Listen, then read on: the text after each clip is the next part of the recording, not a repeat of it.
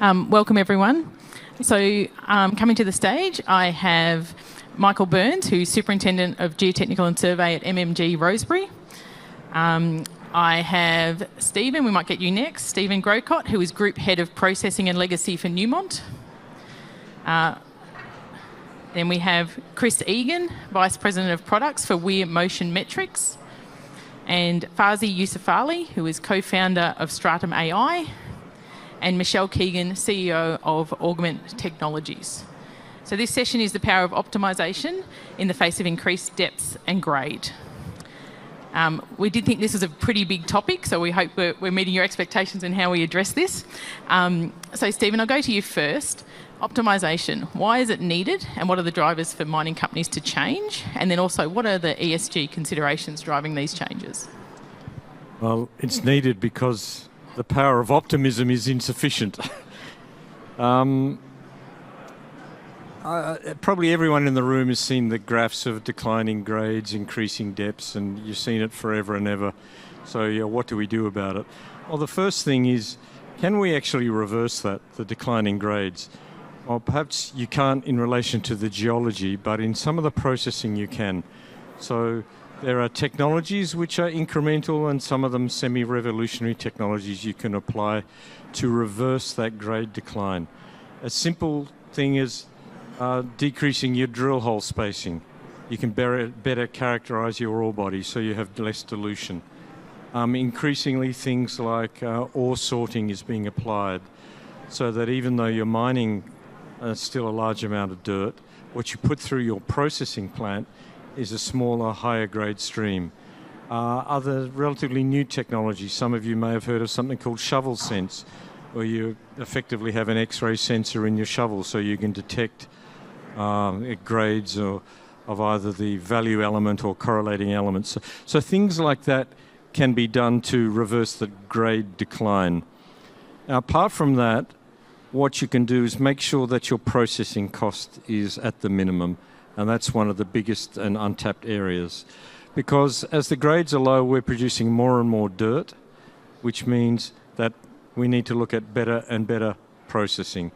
Because the cumulative annual growth rate in the provision for closure and legacies is growing in our industry at 10% a year.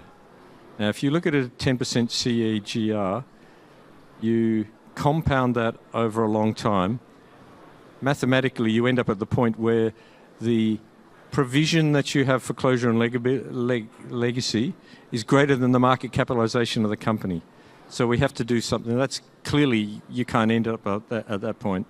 So we need to look at what we can do better with tailings in particular, higher density tailings disposal. Maybe we sacrifice some recovery and we have coarse particle flotation, so I'm generating sand that doesn't have to go into a tailings dam. Perhaps tailings filtration, etc., etc. So anything that can be done to reduce the impact on the cost of the closure proposition.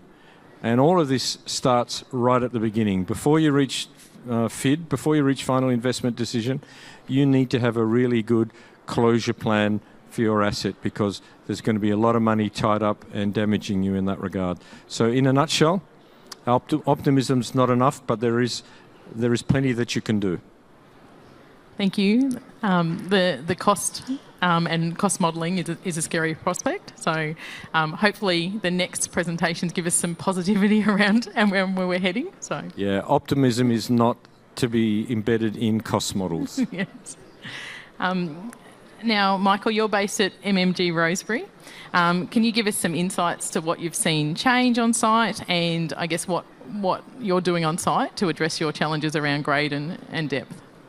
Yep, absolutely. I mean, if anybody knows Rosebery in northwest Tasmania, it certainly fits the topic of this discussion very nicely. It's been in operation since 1936, so we're getting on for 88 years in production. It's traditionally been a zinc mine, but it's actually polymetallic. Once upon a time in its history, it was owned by a zinc smelter. So there was just a driver for delivering high-grade zinc. And exactly that, the graph showed the zinc's going down, our depths are 1,800 meters below surface, costs going up.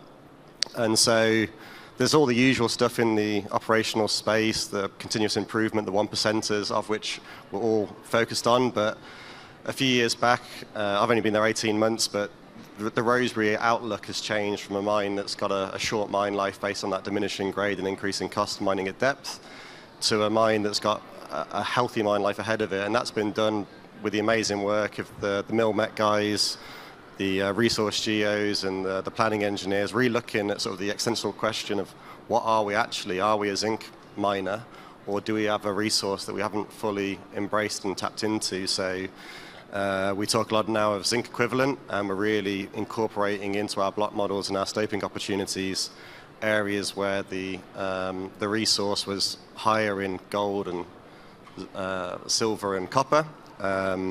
Not crazy numbers, but with the commodity prices being what they are, they're certainly worthwhile going for. So whole stoping blocks that we may have jumped in the past to focus on delivering high-grade zinc to the mill, actually that's now in the makeup of the whole setup. So yeah, it's really sort of breaking the mold of we're a zinc operation and now we're actually a polymetallic mine, and our focus, or refocusing on what is actually in our resource, has given us many more years of mine life, and the focus on gold particularly is really, really helping. Yeah. I've got to say, I spent some time on the west coast of Tas, and I never thought of Rosebery as anything other than a zinc mine. So, yeah, impressive. So, Chris, over to you. I guess we've heard about why we need to optimise. I guess I'm keen to see what you've seen mining companies do and what they're doing to improve things. Thank you. So I think, over the last 10 years, there's been a lot of focus on solving for specific problems, at least from a technological standpoint, at various points in the operational chain. So you have our friends and partners at Micromine who are focused on the plan element and, optimizing mine planning. You have Fast to Mine, focused on FMS excellence and, fleet management. At Motion Metrics, we, 10 years ago started in the load sector and, have brought Vision AI solutions that are targeting GET loss prevention. So, a tooth lets go, or a wing, a wing shroud or such, and we detect that and prevent it from getting to the crusher in time. I think it's that traditional. Very much do more with less, a reduction of cost approach. You're seeing that shift in recent years with the evolution of AI, and it's becoming more about knowing more, deciding faster, and predicting sooner. So as opposed to staying focused on specific problems, you're seeing a focus on optimization across that value chain. So now, with the outcome of reducing variability is what's become important. So we now have introduced, fragmentation analysis, not just on the shovel, but on belts, on the trucks, so that fast feedback loops can be established and data can be shared, back straight through to the plan element or downward in some of the R&D we're doing now with ore characterization, so that we can inform the mill of what's headed to them, not just from a ore grade, but from a moisture and clay content and such. So you're seeing that shift from pointed products and digital platforms that are targeting specific problems to reducing variability across the value chain. Thank you. Now, Farzi, as co-founder of a company called StratumAI, I'm sure you've got some things to say about AI and what's being applied. Yeah, my take on this is that, especially at depth, and when you're seeing grades decline, whether you're starting to exhaust your resources, you now have to optimize every step of the chain and make sure the feedback loop is complete. Because at the end of the day, you still have to deal with the cost, the increased OPEX you're always going to be having because you're going at depth and because you're now exhausting your resource. So that means that you now have to create more tailor-made solutions to take those up, to basically optimize for the uniqueness of each mine. You can't really do off the shelf to then piecemeal solve the problem. So, I mean, we see this all the time. I know for one of our clients, they have a mixed sulfidation asset. They have only one oxide circuit, it's a CIL circuit basically. So they had to plan according to how much free cash they needed to fund the sulfide expansion.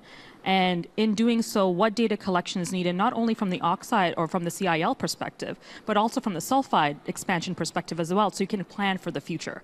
Now, what that means from a modeling perspective or a solutions perspective is that, yes, you need a sulfur model, but you also now need to take into account the iron to sulfur ratio so that you're aware of what pyrite happens to exist at that particular mine, and knowing what the ratio of iron to sulfur might be so that you can use that material in your float circuit.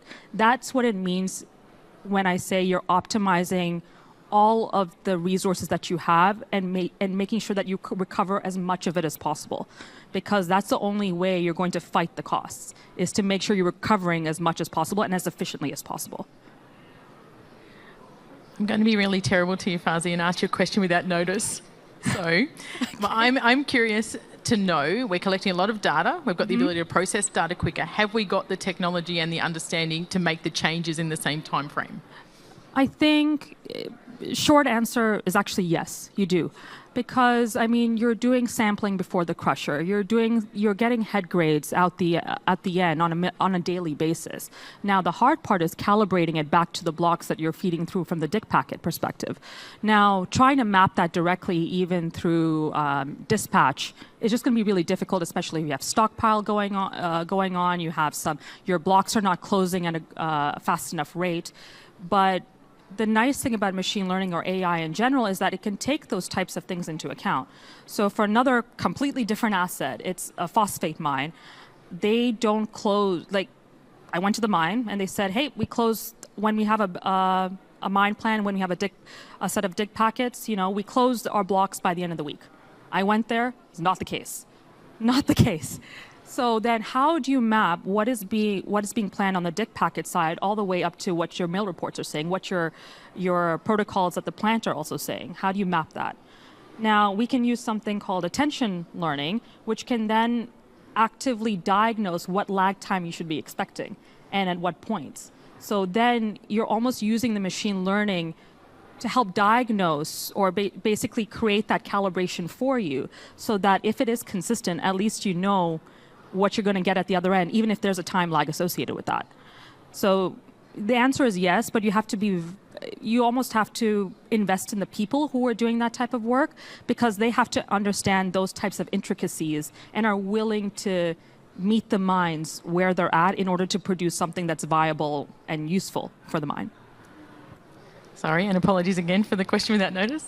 Now, Michelle, I will just point out that up there we've got you as Director of Mining and Space Resources. So Michelle's just been recently appointed as CEO of Augment Technologies, but she's bringing that knowledge around, I guess, the space industry and mining, and I'm keen to understand what advances you've seen and what you've seen in other sectors that can be applied to the mining industry.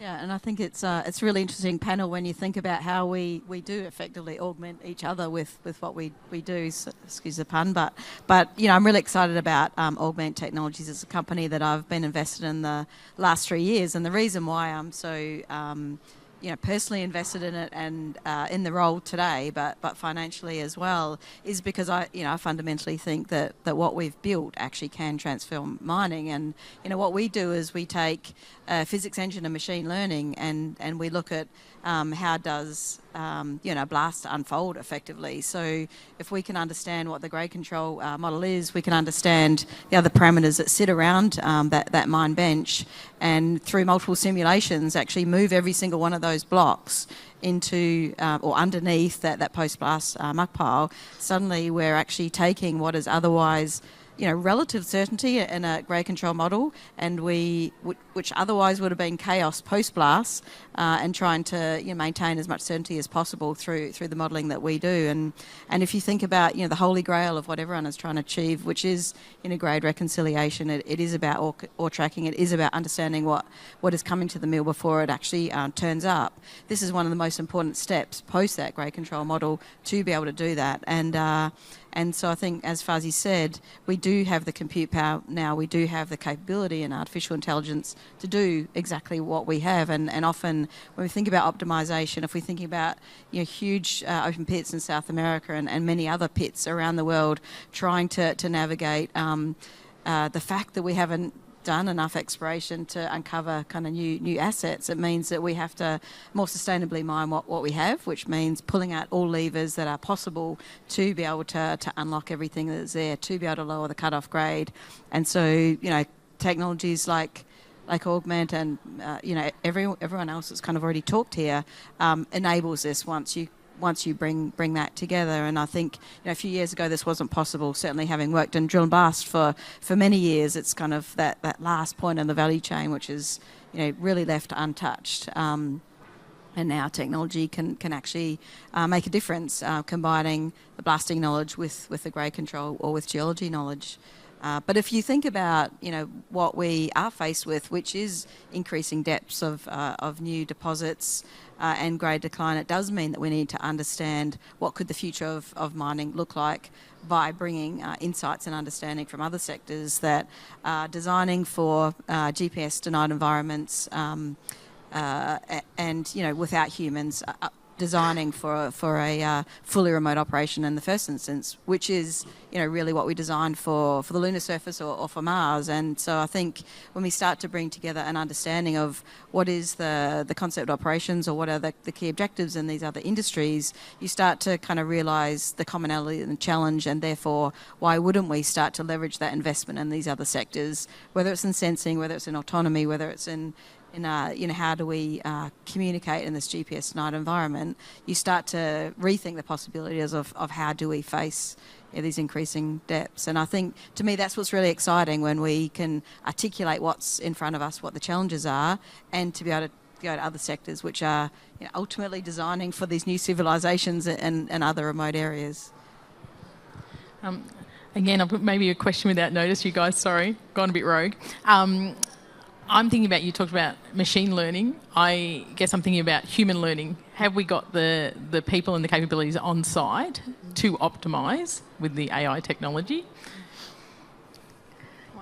First, or I'll make a quick comment, and I guess I really like the model that we have, which is actually bringing domain expertise together with data science expertise.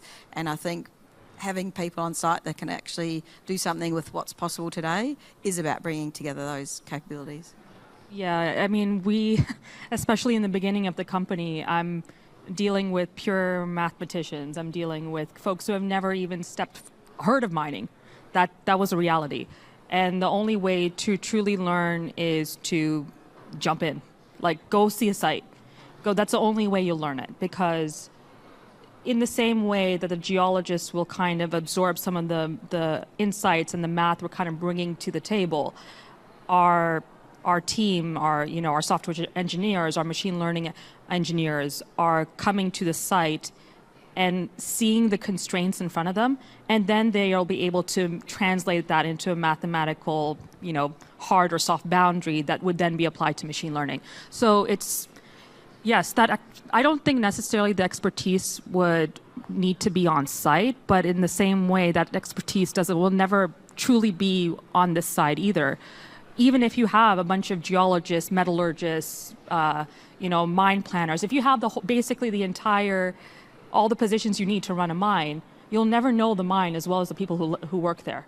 So it's important that we meet them where they're at and they'll meet us where we're at.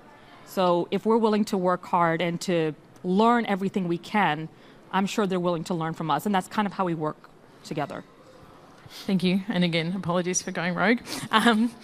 So Stephen, do you want to grab a microphone? I'm keen to understand from both Stephen and Michael, is it just a matter of getting every bit of the process about 1% better? You know, is it better, you know, is optimizing just looking at every step in that mining cycle and going, this one needs to be better, this one needs to be better, we need to change this? Or is it more challenging than that? First point I want to make is that making every little step a little bit better is not simple. Sometimes is it just simply a matter of lots of concatenated incremental improvements? No, that's not simple. AI is an incremental improvement, for instance. It allows you to do things faster and better, to distill the information more. And if you're less than 40 years of age in the room, don't worry, your job is not redundant. Artificial intelligence is no match for natural stupidity. We still need people with expertise. As Farzi's just saying, you need people with the AI expertise, you need people with the mining and processing and community and other expertise as well. So, short answer is, don't downplay the benefits of a lot of incremental improvements. You all know how compound interest works. It is no different in our industry. An annual 1.5% improvement in throughputs or recoveries, multiply that, and in a decade, you've got a very, very different business. And it's not just, say, a 20% improvement over a decade.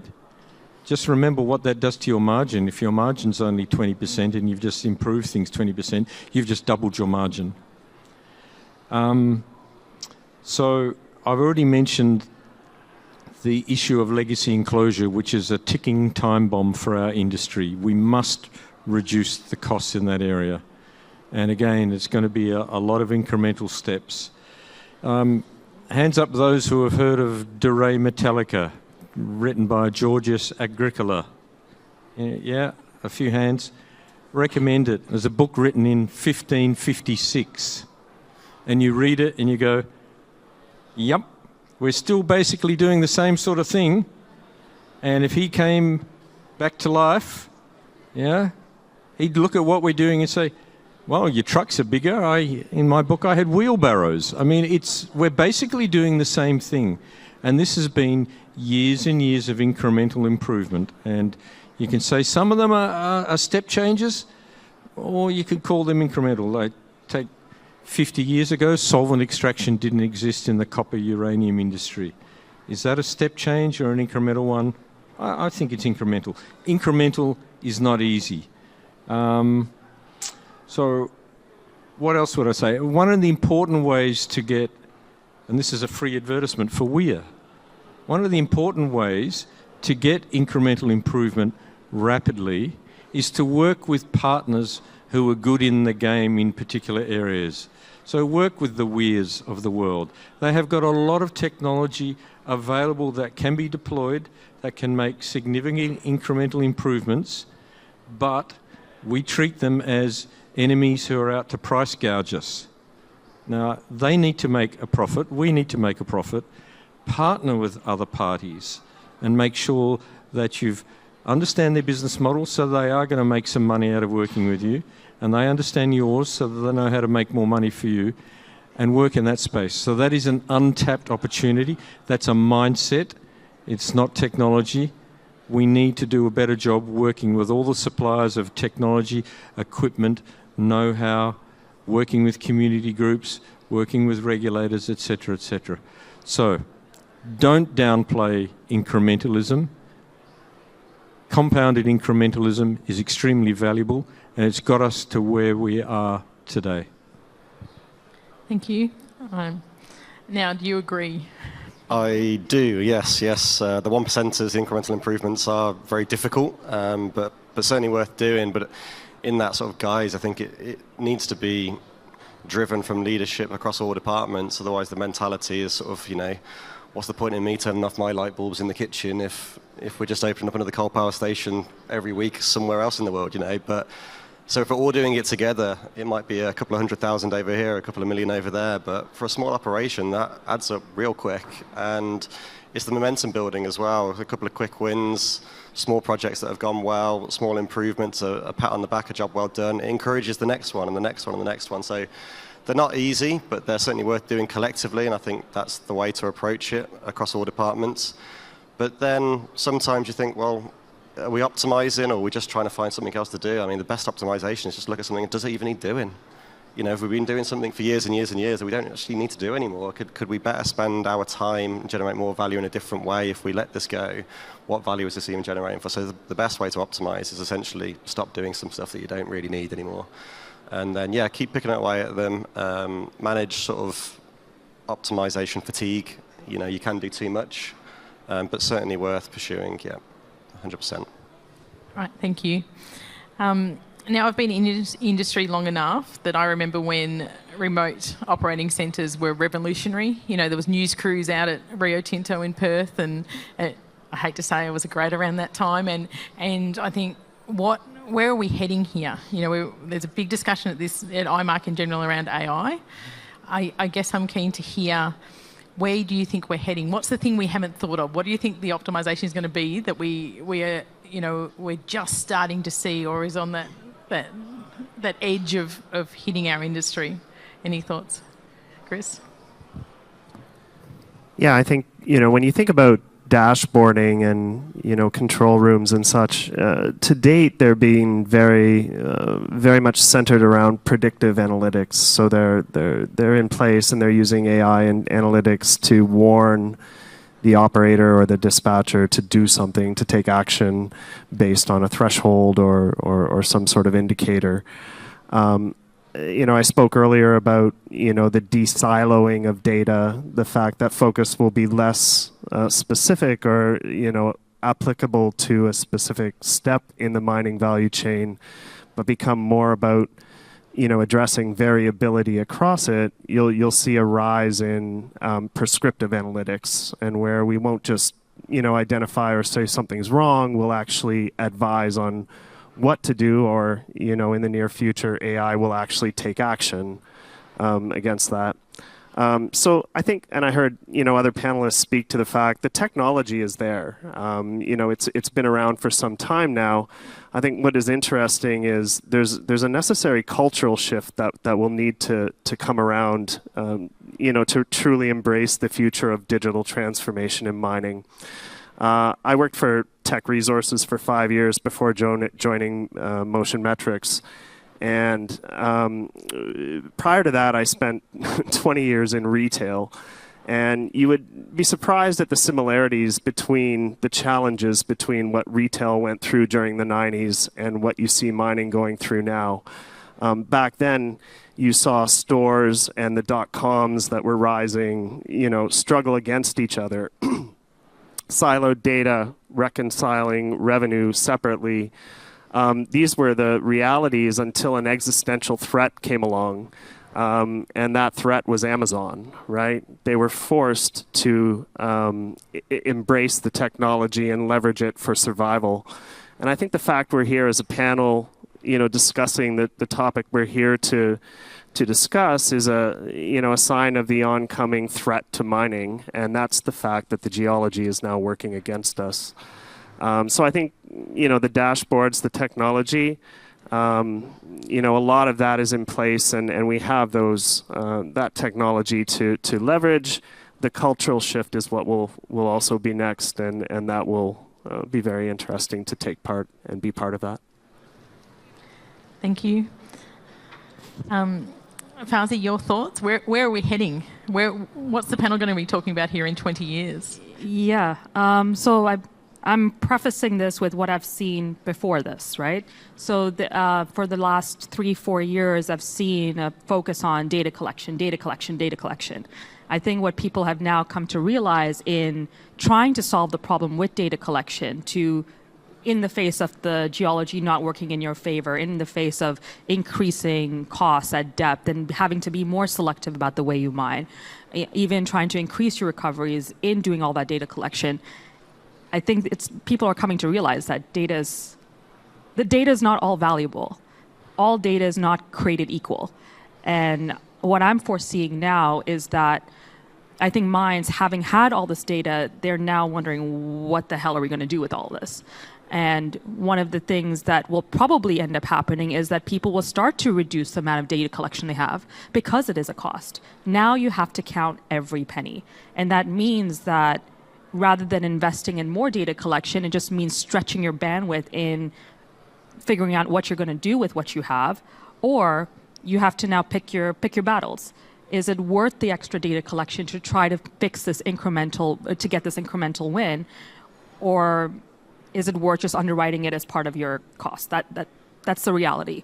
Now, what I'm seeing now, and what I foresee will happen in the next few years is that people are just going to be a little bit more selective about the data collection that they're doing. They're going to be asking for more from their data collection practices. So, as they look for different sensors to use, they'll be asking, what kind of actual value am I going to get out of this? Because at first, people were just collecting the data, and they're like, okay, let's see if we can, use it to get something out of it. I think that's just not going to work anymore. With all these costs, with the costs across the board going up, you just can't afford to do that. I foresee actually quite a slowdown in terms of sensors, in terms of added sampling techniques, more sensors on trucks. I just think there is going to be a decline. It's a contrarian view, but in the face of this, I think data collection is a big cost outside of processing itself. You look scared about your answer, but... I'm scared by my own answer. I mean, I'm not scared. I work regardless of that, so it's fine.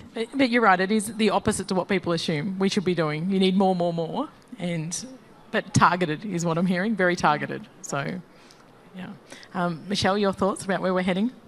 Yeah, and I think I'll probably go back to, if you kind of look at what we have with Augment, it is actually providing data, right at that right moment in time, post blast, so that the decisions can be made, directly after that as to what is ore, what is waste, what is high grade, what is low grade, so that we can either leave that waste, in the pit or in pit dumping, and then move what we need to.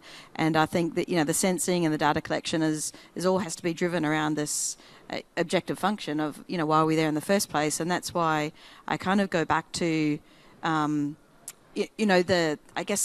founder at Augment, Bryce, has this amazing vision of what is possible in mining, and therefore why do we have the right, or what is it that we want to take the role in playing here. And so what we have in the first place is fundamentally as part of that, but partnering with other organisations or further build out of our own products enables ultimately a very kind of narrow slice of how do we maintain certainty of our knowledge of what it is that we've just blasted and then moved and then taken to the mill. But if you look at the space sector and you kind of think about the Viper rover, it's a $500 million rover that will go to the moon. Will only live for 7 or 8 months. And what they're doing is basically following the sun, trying to leave the shade to make sure that battery can last as long as it possibly can to discover as much water ice on the moon. As soon as that lander lands on the moon, that rover comes out, every second counts. So they need to absolutely bring together both engineering and science in every single data point that needs to be understood on the moon to work out what do I now need to know and where do I go next? What's the next thing I need to understand? And to me, again, you kind of think about the parallels in mining. Really, they fundamentally understand that core objective of what they're trying to solve for in that very short space of time. They've designed those sensors, they've tested those sensors, they've got that ready to go, and they've got their people working in a way that can actually bring this information together and make the next decision together. And when you start to bring that into a remote operating centre, you start to actually bring people together in a very different environment. And if you look at what Fugro do at Spark in Perth, they're supporting lunar landings, now from a centre that was designed for supporting subsea missions, which is really about understanding what's happening below the surface around oil and gas infrastructure, and they actually had to pivot themselves because of a declining oil price and so services being challenged. But again, they continue to understand what it is that they're trying to achieve and how do they get there in a different way. So yeah, to me, I think there are many parallels across other sectors that are going to help shape where we go and what we do. At the same time, we're going to understand what is the piece of data we need at every kind of second or moment to make that next important decision. So I'm hearing that maybe we should apply constraints around time, money, energy, output, and just make a hard stop, because that's really what's happening in space. You know, they can't just get some more. So Yeah, it doesn't matter whether it's in space or in mining. It really is about time. It's about that data in that moment and energy. That's kind of what drives us now, as well as sustainability of that resource. yeah. Now, Stephen, I've seen you writing some notes while people have been speaking. I think maybe you want the microphone back. Is that correct? Since you're giving it to me, well, something that's not well understood about remote operating centres, the source of the benefits of those is obvious, but actually the major benefit from remote operating centres is having people from disparate functions and locations sitting together in one location. So the human interface is improved. You've got people talking to people. Instead of somebody being at a train loadout 200 kilometres away from somebody at a ship loader, they're actually sitting beside each other and they get to talk. So that's a huge benefit from remote operating centres, is putting capable people together and having their communications improved. Really good discussion about data. And remember, what is the purpose of data? The purpose of data is to get it into information. And AI is a huge tool in that, and we're at the early stages of that. And another aspect of optimization is a lot of this comes down to people. And in our industry, we are not replacing ourselves. You know, the kids of the people in this room, mine included, do not want to go into our industry. And that is a real challenge. You want really good minds. Now, no offense to people in legal or medical fields. Listen, I married a doctor. When she was an undergraduate, I saw what's required to go through medicine. You have to work your backside off, but you don't actually have to be that smart. It helps. It helps to be smart, obviously, but you want the best minds in really complex discipline areas that are represented by people in this room. And we're not getting the next generation turning up to that. Because as I mentioned in a forum earlier today, our enemy is Hollywood. We're bad guys. And we need to do a better job of talking about how exciting this industry is and how we are here for the public good, the national good.